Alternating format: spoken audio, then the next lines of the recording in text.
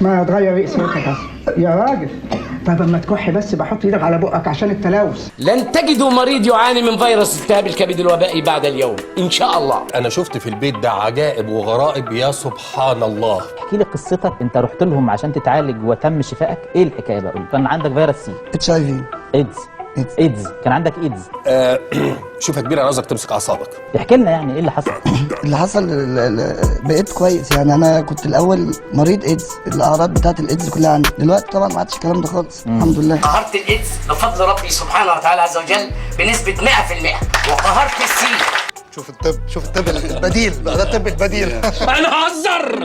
عملت ايه يعني؟ دخلت على الجهاز ده ازاي؟ الاشعه دخل ايه الجهاز؟ مفيش اشعه بتخش عليا. ليه؟ هو الجهاز انا بنعمل قسطره. هاخد الايدز من بوقك واديهولك كصباع كفته. باخد الايدز من المريض، بغذي المريض على ايدز، بديهوله صباع كفته يتغذى عليه. هنقعد بقى ما لقيناش في الورد عيب نقول له احمر خدين؟ ايه يا استاذ حمد؟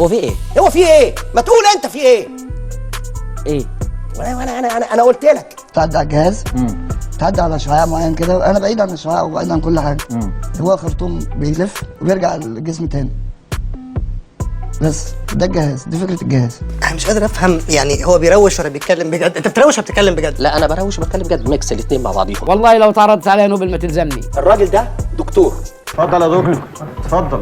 معاه دبلومه في البايوكيمستري، الكيمياء الحيويه، ماجستير في الكيمياء الحيويه، دكتوراه في الكيمياء الحيويه.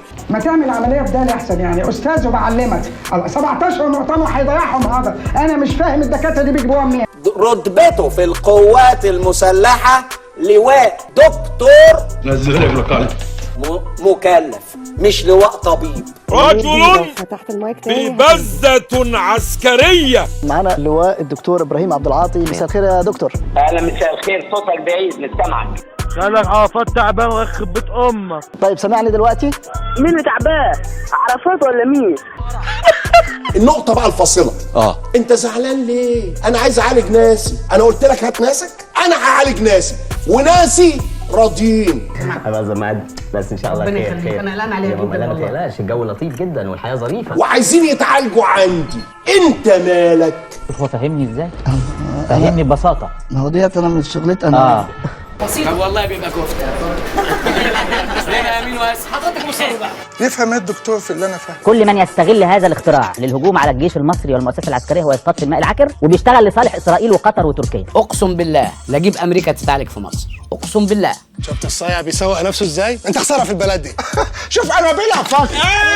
طب يا جماعه دي حاله هي واضحه اهي للمهاجمين والمنتقدين ونسميهم الانهزاميين. ده اعجاز ومعجزة وانجاز ولا لا؟ انا عرض عليا في هذا الجهاز 2 مليار دولار. ليه؟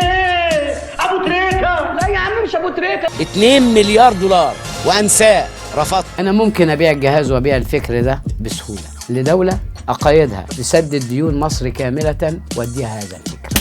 ولو تسمح لي فخامة الرئيس عشان موضوع الدين، لان هو بيستخدم حاجات بيضلل بيها الرأي العام.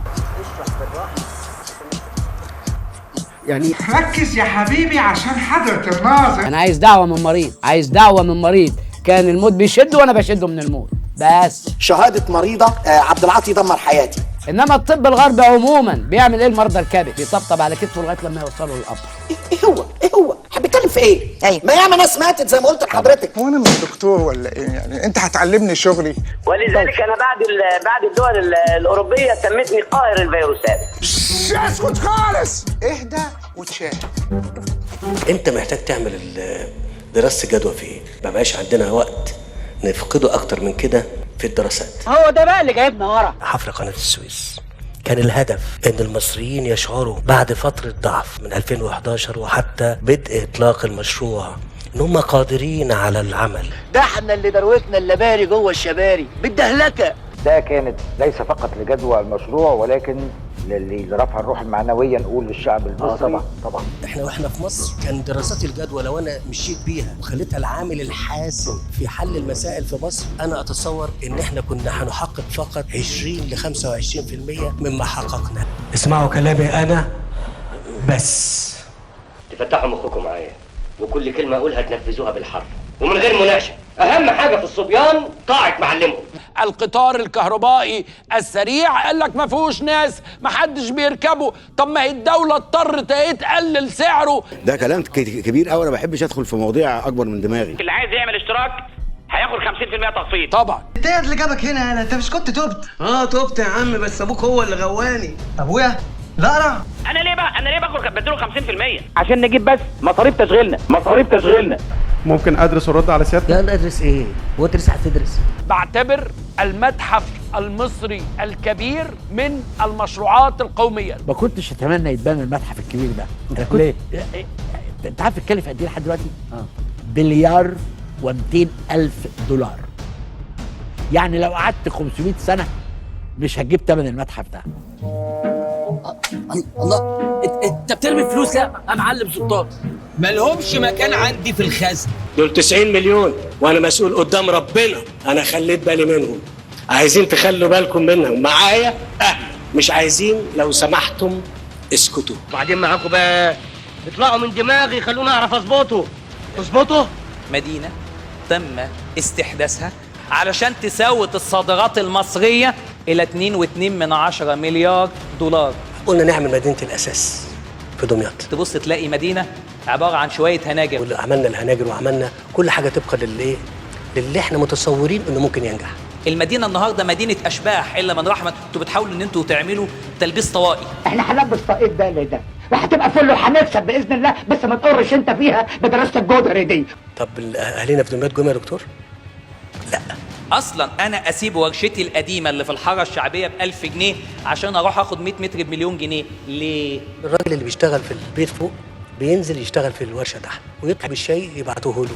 أنا كنت بتكلم عن تحديث لم يحدث، والأماكنات اللي موجودة داخل مدينة الأساس هو اللي جابها مبارك في اتفاقية مبارك كول. لم يتقدم مكنة جديدة موجودة فيها. فما عناصر أخرى ما تحطتش في الاعتبار. وأنفقنا، حطينا مليارات. المليارات دي لو ما جابتش عائد على الاقتصاد القومي معناها إن في حاجة غلط. اسكت! ما تسمعوش كلام حد غيري. مش عايزك تفتح بوقك بكلمه. تاريخ، احنا تاريخ مصر التاريخ. ادي ميدان التحرير والاستعدادات. تحرير، ما اجمل يا مصر العظيمه. هوب دبل كيك. اغلاق تام او ظلام تام في ميدان التحرير. محتاجين $، فنقدر نوفر شويه من استهلاك المحطات الكهرباء، من استهلاكنا حتى. احنا بنتكلم في اطار ظروف موجوده جوه دولتنا في مصر، وبنحاول نحل المساله بشكل اخر. ان نجحنا فيها ده توفيق ربنا، وان ما نجحناش حصل ايه؟ في ايه؟ ولا حاجه. انا عارف مصر زي ما انا شايفكم كلكم قدامي كده، وعارف علاجها برضه زي ما انا شايفكم قدامي كده. خلاص يا اخي، ما قلنا لك طيب احنا معاك. ما تقولش احنا. ايه احنا دي؟ وبعدين معاك يا عادل. انا مش قلت لك على الطريقه اللي هنريح بيها ضميرنا؟ الإخوان، تنظيم الاخوان، جماعة وكل عناصرها، قنوات الاخوان، جماعه الاخوان الارهابيه. ومحدش يفهم كلامي على انه شماعه. لا يا عم عيب يا عم، استغفر الله العظيم يا رب. أصدر الرئيس عبد الفتاح السيسي قرارا بشأن الموافقة على اتفاق قرض تمويلي. أصدر الرئيس عبد الفتاح السيسي قرار شأن القرض المقدم من الوكالة اليابانية. قرار رئيس الجمهورية بالموافقة على اتفاق قرض بين مصر وبنك التنمية الأفريقي. الإخوان في كل مشكلة بتواجه مصر. صدق الرئيس عبد الفتاح السيسي نجاح ثورة 30 يونيو بالموافقة على اتفاق قرض هو القضاء على الإخوان. قرض بين الحكومة المصرية والصندوق العربي. مصر الحمد لله اتفاقية تسهيل قرض بأجل قويه. أصدر الرئيس عبد الفتاح السيسي قرارا آمنة بالموافقة على اتفاقية قرض تمويل مستقرة. احنا ماشيين بكرم الله. مستقرة. في مصر اتخذت الديون منعطفا جديدا بعدما تجاوز الدين الخارجي مستوى $158 مليار. يا بتوع الاقتصاد قولوا لي افكار اعمل فلوس من اي حته. انزل معايا الملاحة وحبيبتي بلوة الراحة. حصر علينا.